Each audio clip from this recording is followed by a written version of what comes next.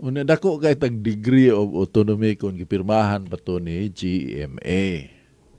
Ang nakaingon wa pirmahe kadto si Hubito Salonga mga higala na tarantar si Salonga gatan-aw sa data nga gipresent ba nga pubida og madayon ni siya no. Unsa man kunong klasiha sa nasod? Anong klaseng bansa na mirong isang lugar na mga dato ang numuyo? Ang the rest of the country mga pobre na usa ka lugar diya sud sa maong nasod nga dato ang mga lumulupyo. Mao nga gidisapprove. For that reason alone mga higala nga dili ba makiangayon ilang tan-aw apon migawa sa the Freeman nga ang Cebu is still the richest province in the Philippines. Kina pinakaadunahan nga lalawigan sa Pilipinas in terms of assets mga higala base sa 2024 Commission on Audit o COA Annual Financial Report on Local Government Units. Ang Cebu posted total assets of over 339.85 billion pesos, far surpassing other provinces nationwide and underscoring its position as a major economic hub in the country. Nagsunod sa Cebu by a wide margin, layo kay biya is Rizal, which reported assets amounting to over 44 billion. Ng ato 339.85 billion, samtang ang sunod nato Rizal is 44.095 billion. Ikatulo ang Camarines Sur with 33, Batangas 32, Cavite with 26, Ilocos Sur with 26, down the line mga higala. Ang Davao de Oro 23.35, lakton nga pagkasulti mga higala, kita mo yung pinakaadunahan nga lalawigan sa Sugbo. Adunay, of course, react na yun si Gwen kay mura siyakin tamo yung nakaingon nga nadato ang Cebu, pero of course not, no? Let us set the record straight. Where Cebu is now is because of Cebum. Ang kantong four fundamentals nga gipahilo na ni kanhi Gobernador Lito Sumenya nga mao'y nagtubo hangtod karon mga higala. Every 10 years dunay kuan kanang boom may tabo sa Cebu.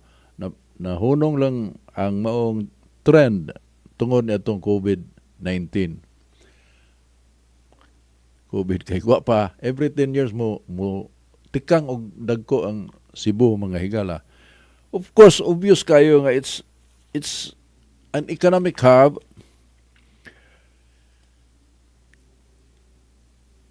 major economic hub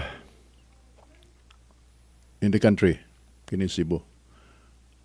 As a matter of fact, base sa ginagmay na mo pagtuon kanang wa gyud kuan gipang lain utog style sa Lito tawgon ang NEDA, isto sila kapi-kapi lang.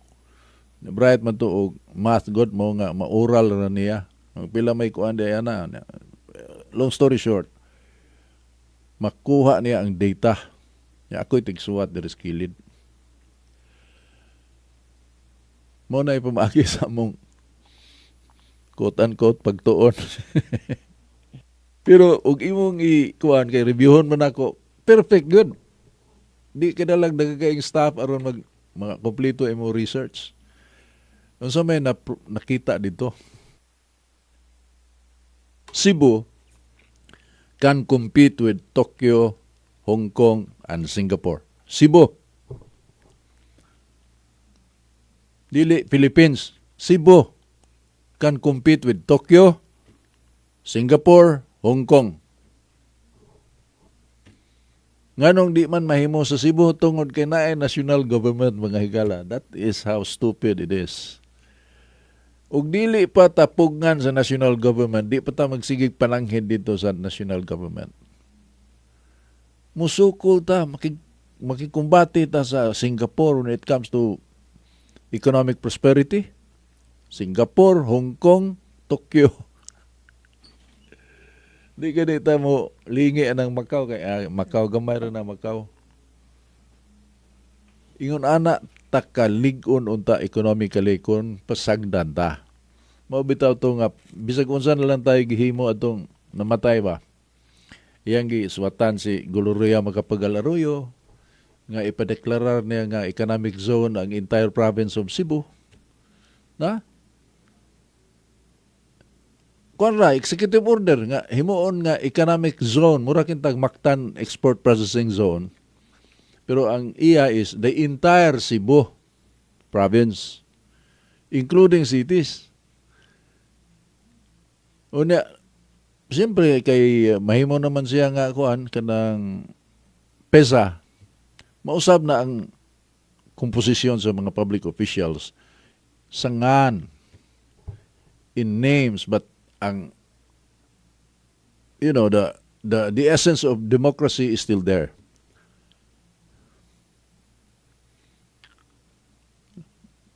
Chairman, ang pango is chairman instead of governor, chairman. Anya na members of the board. Yun ana nga pamaagi ba. Una dako kay tag degree of autonomy kung gipirmahan pa to ni GMA. Ang nakaingon wa pirmahe kadto si Hubito Salonga mga higala. Na tarantar si Salonga gatan-aw sa data nga gipresent ba nga pubida og madayon ni siya no.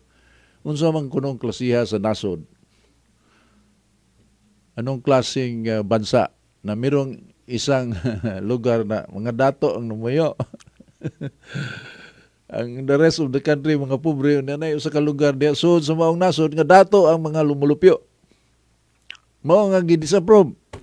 For that reason alone mga higala nga dili ba makiangayon ilang tan-aw laina na Cebu province piting datua unya na mga uba mga probinsya mga pobre. Dili to maoy punto. Ang punto adto nga mao ni ang pilot project na to. Pilot ni siya aron makita sa mga di kasabot kung unsa ka mahinungdanon ang autonomous regions. Hatagan og stronger autonomy ang mga regions. Sa lakton nga pagkasulti mga higala, mag-federal ta. Federal form of government. Wa man dayon. Bisag unsa lay gihimo atong imro believe ka tong tawana Wa gyud tawo namatay na lang anugon. Pero tanawa ang epekto. Cebu still richest province. Ayaw panghambog na gawin kay wag gyud kay ikapanghambog dang dapita. Kalito gining agi.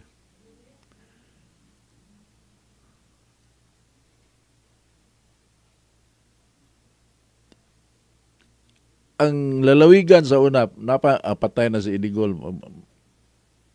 Panahon ni Eduardo Gullias, mga higala, ang kwarta sa lalawigan, 69 million. 69 million. Sa panudlanan, of course, dako ng kantidara, because this was in the early 80s. Early 80s, mga higala, before the People Power Revolution. Panahong Marcos, Idigol may gobernador. Nganong nakibawta ni ana tungod kay pagkahuman sa People Power gipulihan man siya og UWEC katong OIC, Officer in Charge. Ang OIC si Noymundo, Osmundo Rama. Mo'y mipuli pagka OIC Governor. So gitan-aw dayon ang panudlanan. Ug mao na ang nakita. Pobre. O to nga ang mga proyekto gani adto mga higala kanang waiting shed, puso, ug na gani semento kanang kutob ra sa balay sa barangay captain. Mo to ilang ipanghambog ini kampanya nga magpasalamat nga gihatagan tag panubig. Nanatay tubig. Bumba. Unya maguba ra ba ang puso? Yung ano man ang di naman na moagas. Kuwang uguan ka ito may mo suction ba sa tubig pados taas. pulihanan pa. Ayta. Mao to'y mga projects kaniadto. So mao na nga pag daga ni Lito Osmeña pagka-gobernador, sa iyang kampanya, iyang gipaibaw ngadto sa katawhan. Kung ako'y inyong buligan, mo ni ang akong buhaton. Ano dumi nga 4 ka tuig ang termino kaniadto mga higala. Mao ni ang akong buhaton. Unsa iyang buhaton? 4 economic fundamentals of development. Pillars, 4 pillars of development. Communication. Wa pa may cellphone sa una, niya ka ng PLDT. Daghang kay kag kuhaan ka ng party line. Magpa-install ka na po katuig. Tinuod ko na, ako, gapa-install ko telepono sa akong gipuyan nga, kuhaan, gaabang kong balay, bago kong minyo. 10 years, yun. After 10 years, na ko'y linya. Una, naapay party line. Ikatong, kapuyo, may 11 katuig, may sa mong gipuyan nga, kanang, gaabang ako may balay. 11 years.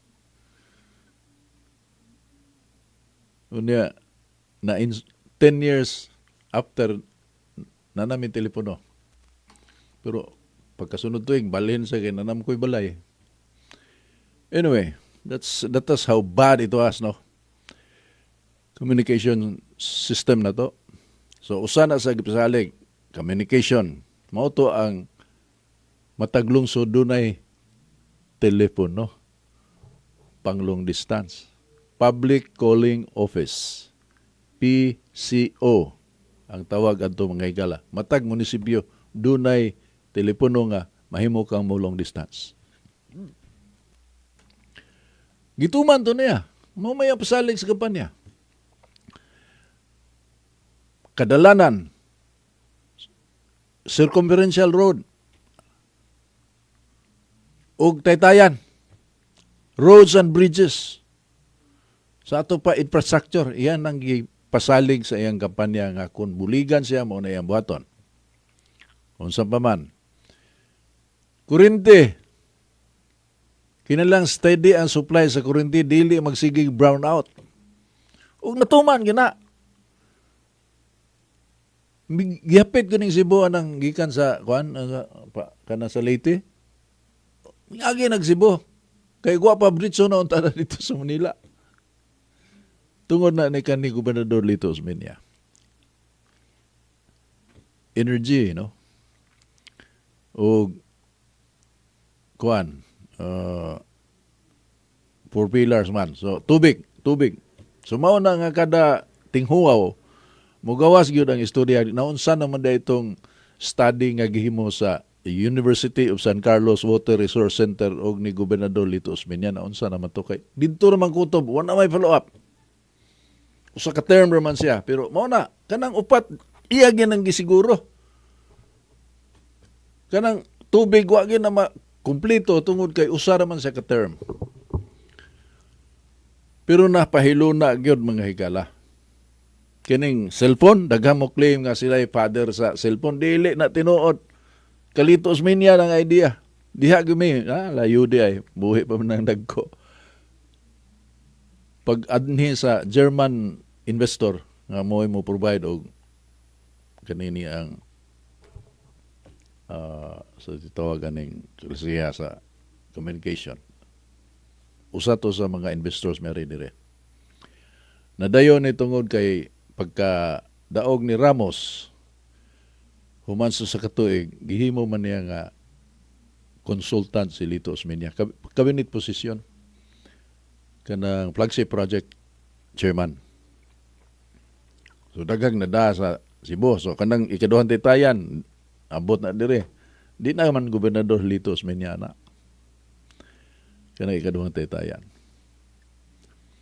Kanang exit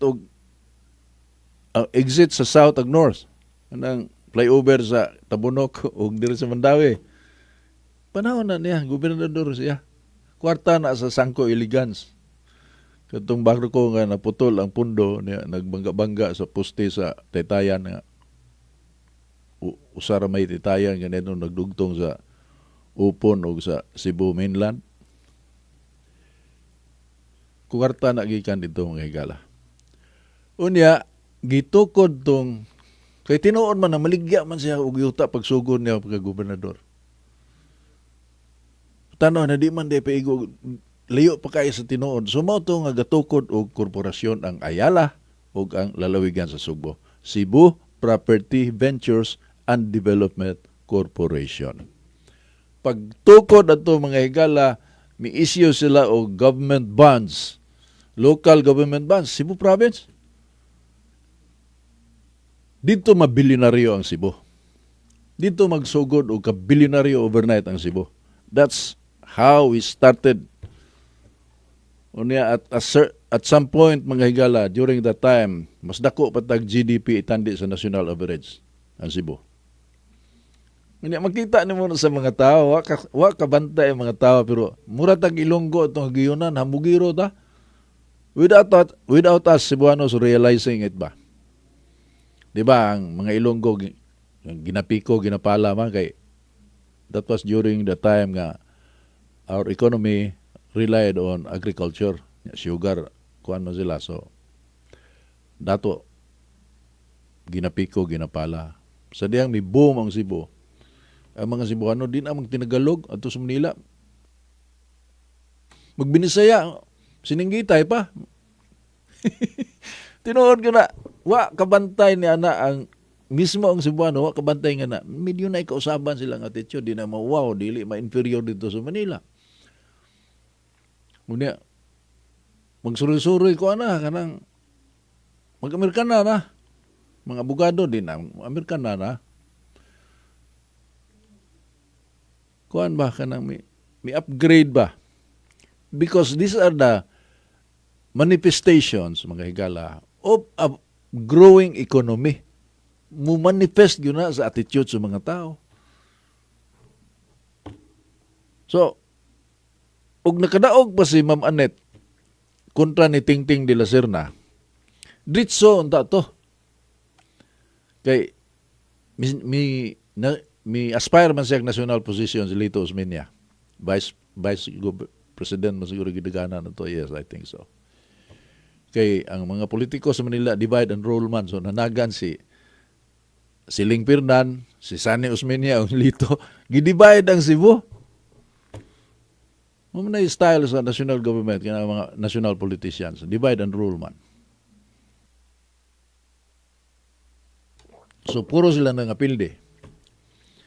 Ang midagan pagka-gobernador, imbes nga magpare-elect na ta si Lito Osmeña, si Ma'am Annette yung asawa, mo yung ipadagan. Kaya ron ang iyang programa mapadayon. Napildi man. Kaya nakadaog man ang nagmahal sa mga kabos. Ako ng mga amigo nga Tingting de la Serna. Dito, diskuido yun. Diskuido. Naguba ang kamada. Oy, nindot na kayo to kay ang mayor sa Cebu City, si Tami Osmeña Hassan. Puro good action unya, dili binayabas ang pagpadagan sa gobyerno. Scientific ang approach in running the government, including policies. Dako kay agi, oy. Dako kay agi. Sa mubo nga panahon, hamubo nga panahon, dako kay sila nahimo. Hangtod karon.